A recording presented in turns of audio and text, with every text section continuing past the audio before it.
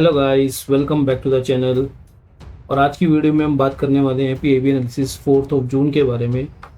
आज पीआईबी में total 41 article थे, लेकिन जो मेरे को इम्पोर्टेंट लगे वो खाली सिर्फ 7 आर्टिकल ऐसे थे जो मेरे को ज़्यादा इम्पोर्टेंट लगे। इन 7 में से भी 5 आर्टिकल जो है हमारे इंडिया और इंटरनेशनल रिलेशंस के टॉपिक से रिलेटेड हैं। बाकी जो 2 आर्टिकल हैं वो एक रूफटॉप सोलर इंस्टॉलेशन है और एक ई विधान वेस्ट बंगाल।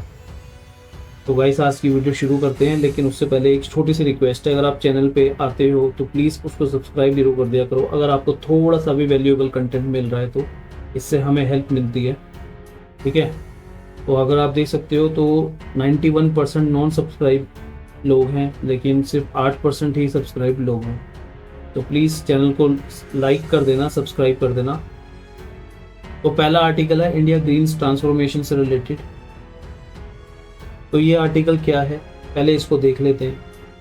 तो सबसे पहले देख लेते हैं YN न्यूज़। तो इंडिया ने अचीव किया एक सस्टेन्ड एनवायरमेंटल ट्रांसफॉर्मेशन का डेलिब्रेट पॉलिसी एक्शन से और consistent implementation over the past 12 years से, ठीक है। हमने मतलब कि एक तरह से ग्रीन कवर बढ़ाना, सस्टेनेबिलिटी बढ़ाना, ये सब हमने काफ़ी ज़्यादा किया है पिछले 12 सालों के अंदर। प्रमोशन ऑफ सर्कुलर इकोनॉमी, तो ये सर्कुलर इकोनॉमी पे भी यूपीएससी प्रीवियस ईयर में क्वेश्चन पूछा हुआ है, ठीक है।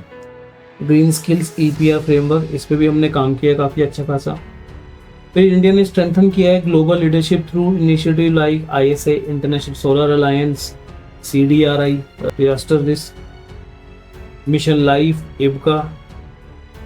ओके, तो इसका सिग्निफिकेंस क्या है? Strong alignment between policy ambitions and delivery outcomes. अब ये है क्या?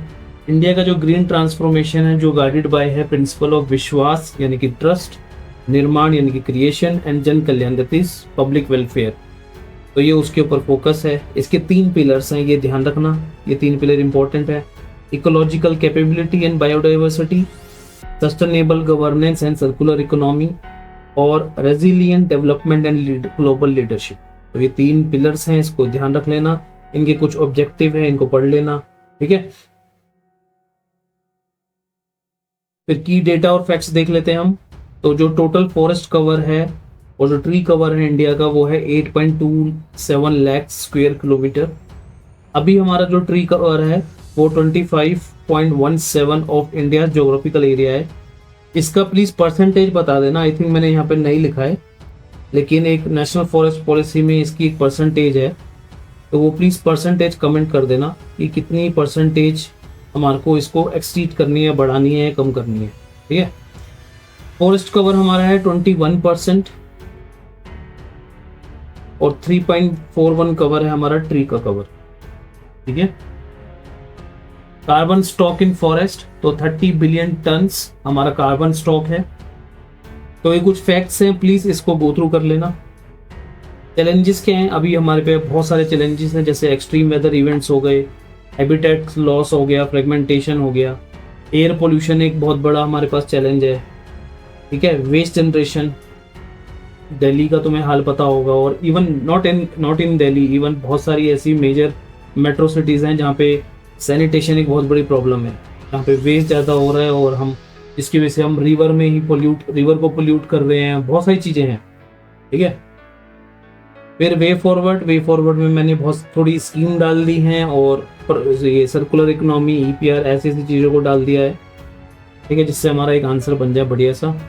प्रीलिम्स के फैक्ट हैं, कैंपा पढ़ लेना, बहुत इंपॉर्टेंट है। यूपीएससी ने बहुत बड़ा क्वेश्चन पूछा है इसके ऊपर, ठीक है। EPR के ऊपर क्वेश्चन पूछा हुआ है, IBCA के ऊपर क्वेश्चन है,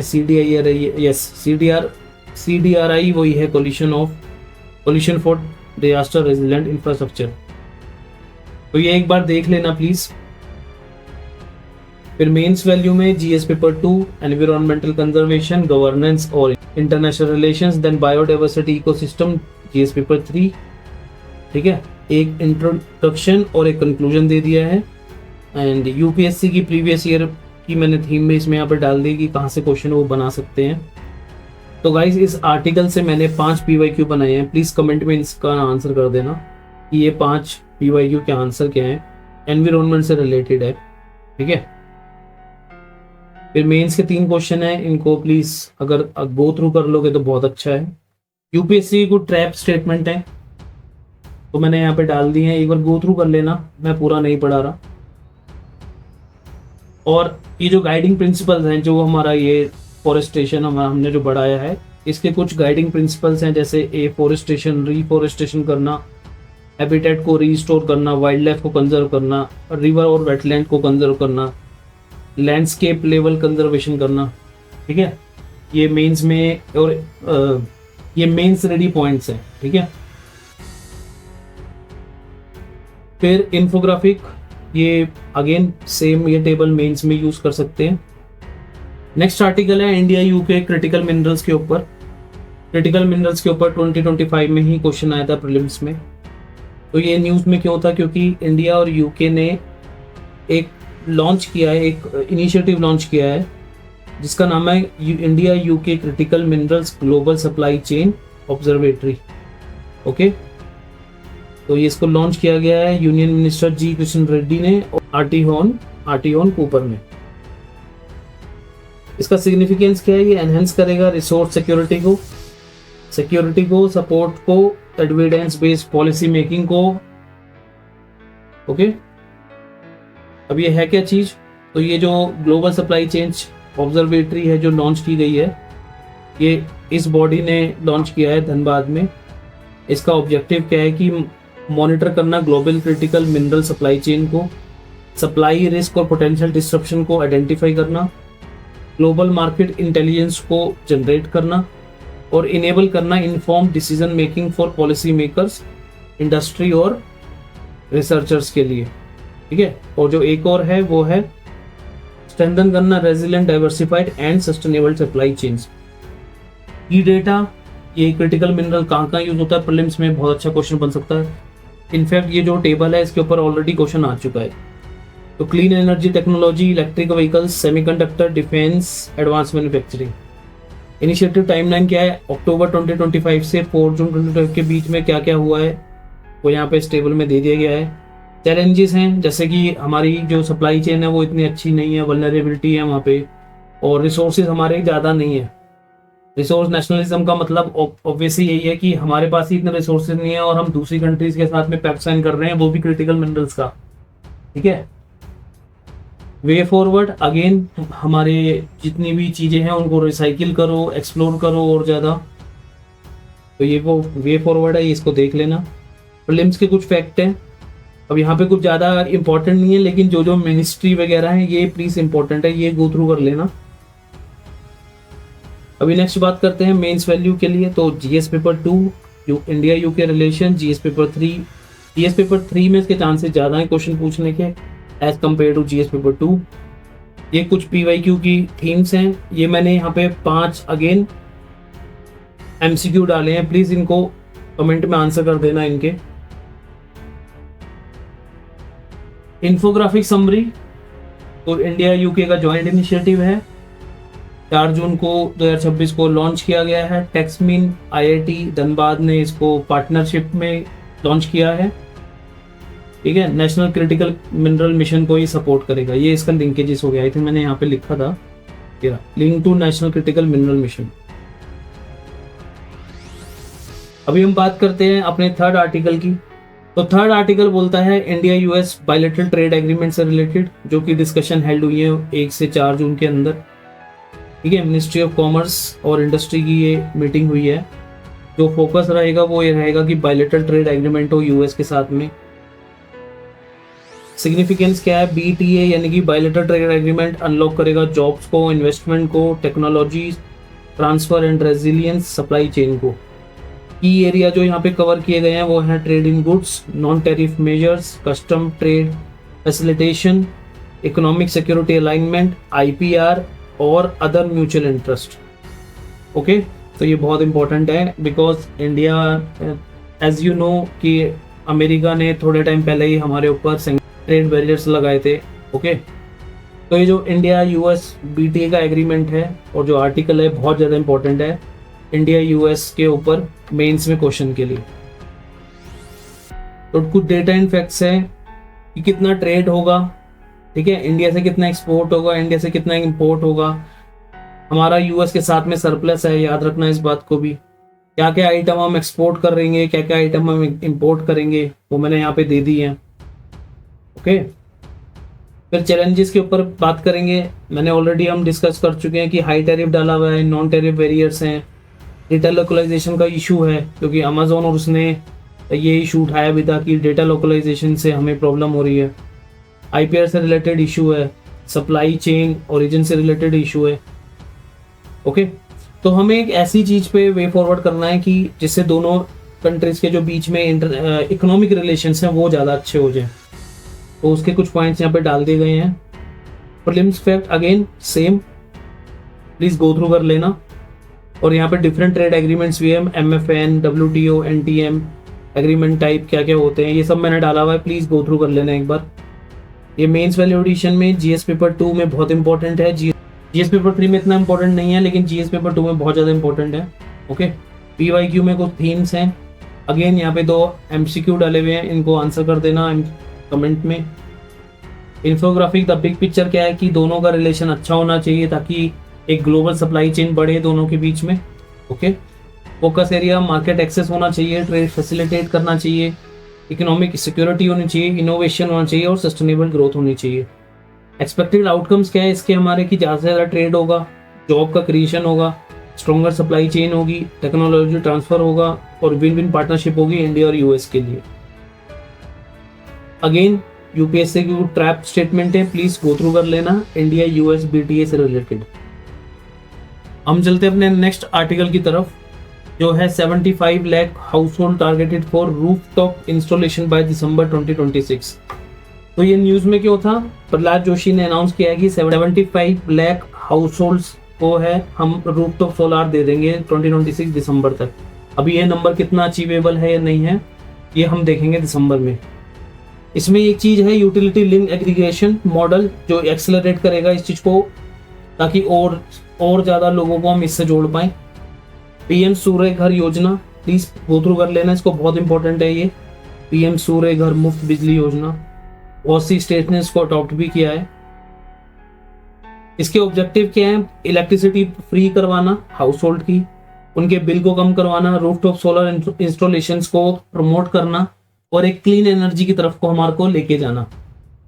ओके, तो ये कुछ डेटा है, कुछ फैक्ट्स हैं, प्लीज गो थ्रू कर लेना क्योंकि इस पे प्रीलिम्स में क्वेश्चन बनते हैं। यहाँ पे चैलेंजेस दे रखे हैं, यहाँ पे उनके वे फॉरवर्ड दे रखे हैं, प्लीज गो थ्रू कर लेना इसको भी। यहाँ पे मेंस वैल्यू एडिशन आ गया, जीएस पेपर 2 में कहाँ पे यूज है, जीएस पेपर 3 में कहाँ पे इंपॉर्टेंट है। PYQ थीम्स मैंने डाल दिए जहाँ पे इन्होंने ऑलरेडी इससे रिलेटेड कोई ना कोई क्वेश्चन पूछा हुआ है। MCQ आ गए हैं 3, प्लीज कमेंट में आंसर कर देना इसके भी। और ये इसका इन्फोग्राफिक आ गया कि कैसे ये पर्टिकुलर स्कीम और जो भी इन्होंने रूफटॉप इंस्टॉलेशंस की प्लानिंग की है उसको एग्जीक्यूट करेंगे। ओके, ये यूपीएससी का ट्रैप स्टेटमेंट है, इसको गो थ्रू कर लेना। तो गाइस हम अपने नेक्स्ट आर्टिकल की तरफ बढ़ते हैं। तो APEBA ने फैसिलिटेट किया है फर्स्ट एवर सी शिपमेंट को, कहाँ से, कर्नाटका से न्यूजीलैंड में। अभी ये क्या चीज़ है, मिनिस्ट्री ऑफ कॉमर्स के अंडर में इस बॉडी ने काम किया है। इस बॉडी का पूरा नाम है agricultural and processed food products export development authority. इसके की ऑब्जेक्टिव क्या है कि ये प्रमोट करती है वैल्यू एडेड एग्रीकल्चरल एक्सपोर्ट को और स्ट्रेंथन करती है इंडिया का एग्री एक्सपोर्ट इकोसिस्टम को। ओके, अभी न्यूज में क्यों है, क्योंकि कर्नाटका से न्यूजीलैंड को एक बहुत बड़ा शिपमेंट हमने यहाँ से भेजा है। तो इस शिपमेंट के अंदर हमने 1 मैट्रिक टन जो है मिलेट्स को भेजा है। ओके, सिग्निफिकेंस क्या है इसका कि ये स्ट्रेंथन करेगा इंडिया का एग्री एक्सपोर्ट इकोसिस्टम को और एनहेंस करेगा फार्मर्स की इनकम को और प्रमोट करेगा श्री अन्न को ग्लोबली। श्री अन्न क्या है, में जो मिलेट्स होते हैं इनको श्री अन्न भी बोला जाता है। ओके, इसके की हाइलाइट्स क्या है कि 1 metric ton value added millets को भेजा गया है, इस कंपनी ने भेजा है। APADA इसकी नोडल एजेंसी है और ग्लोबल डिमांड को ये मीट करेंगे। ओके, यहाँ पे कुछ डेटा है जो कि प्रीलिम्स के लिए और मेंस के लिए बहुत इंपॉर्टेंट है, प्लीज गो थ्रू कर लेना।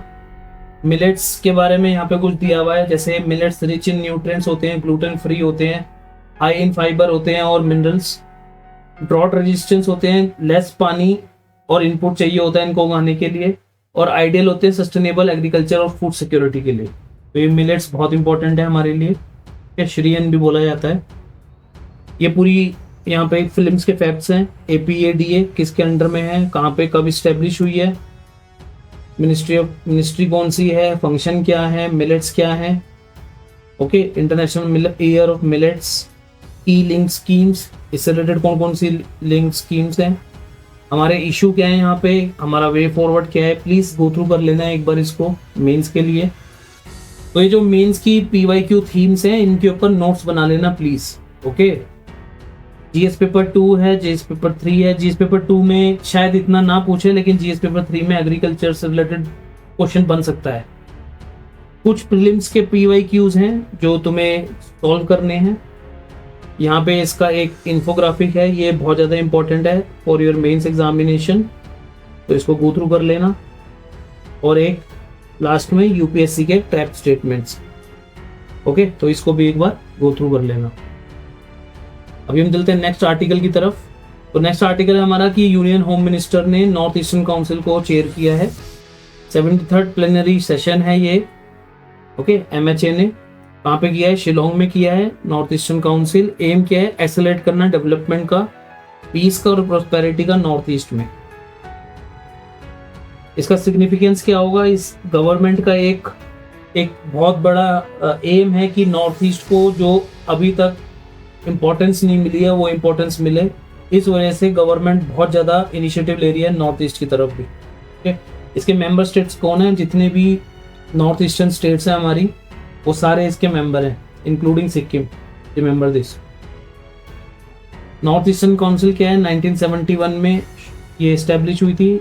मिनिस्ट्री कौन सी है, होम अफेयर है। इसको चेयर कौन करता है, प्लीज इसका आंसर कमेंट में बता देना कि नॉर्थ ईस्टर्न काउंसिल को कौन चेयर करता है। ये 73rd प्लेनरी के कुछ हाइलाइट्स हैं, इसको एक बार गो थ्रू कर लेना। इन्होंने किस बारे में बात की है, इंफ्रास्ट्रक्चर है। Okay, rail, road, air connectivity, Delhi से जो नॉर्थ ईस्ट का डिस्टेंस है उसको कम करना है। ओके, कुछ यहाँ पे चैलेंजेस हैं, ये बहुत इंपॉर्टेंट हैं क्योंकि मेंस में पूछा जा सकता है। वे फॉरवर्ड है, वे फॉरवर्ड को गो थ्रू कर लेना। नॉर्थ ईस्टर्न काउंसिल ये चेयरपर्सन इसके यूनियन होम मिनिस्टर होते हैं। ओके, ध्यान रखना इस बात को। फिर mains value addition, GS paper 2, GS paper 3, PYQ के MCQs, और यहाँ पे इंफोग्राफिक समरी देगी है। तो ये UPSC का ट्रैप स्टेटमेंट है, इसको एक बार गो थ्रू कर लेना। ओके, अब हम चलते हैं अपने लास्ट आर्टिकल की तरफ जो है ई विधान से रिलेटेड। अभी ये न्यूज़ में क्या होता है कि वेस्ट बंगाल की जो लेजिस्लेटिव असेंबली है उसने ई विधान को इम्प्लीमेंट करने के लिए साइन किया है। ओके, ये 33rd लेजिस्लेचर बन जाएगा कंट्री के अंदर जिसने नेशनल ई विधान को अडॉप्ट किया है। इसका एम क्या है, डिजिटाइज करना, मॉडर्नाइज करना लेजिस्लेटिव प्रोसेस को अक्रॉस इंडिया। और ये PM के जो विजन है digital India, one nation one application, उसको साथ भी अलाइन करता है।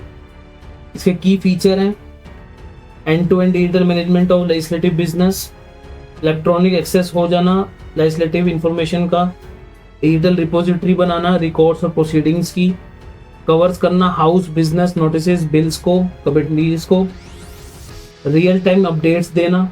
ओके, सिक्योर और ट्रांसपेरेंट और पेपरलेस काम होना, मेंबर्स को प्रोडक्टिविटी और सिटीजन एक्सेस ज़्यादा मिलना। तो ये बहुत इंपॉर्टेंट है। तो ये इस MOU के कुछ हाइलाइट्स हैं, इसको गो थ्रू कर लेना एक बार। अभी हमारे इशू क्या है कि हमने ये एक बार, तो ये जो इशू हैं ये ऑलरेडी डिस्कस हो चुके हैं पिछले PIB एनालिसिस में, प्लीज़ एक बार देख लेना जाके। आई थिंक 1 और 2 जून की PIB है। ये वे फॉरवर्ड है और ये फिल्म से कुछ फैक्ट्स हैं। ओके, ये कुछ फिल्म से रिलेटेड उसके कनेक्शंस हैं और यहाँ पे PYQ दिए हुए हैं। ये इसका इन्फोग्राफिक है और ये PIB के ट्रैप स्टेटमेंट है।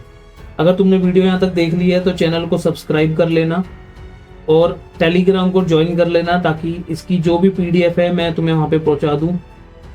1 जून, 2 जून, 3 जून की PDF ऑलरेडी जा चुकी है। ओके, तो हम मिलते हैं कल के एनालिसिस में। बाय, जय हिंद।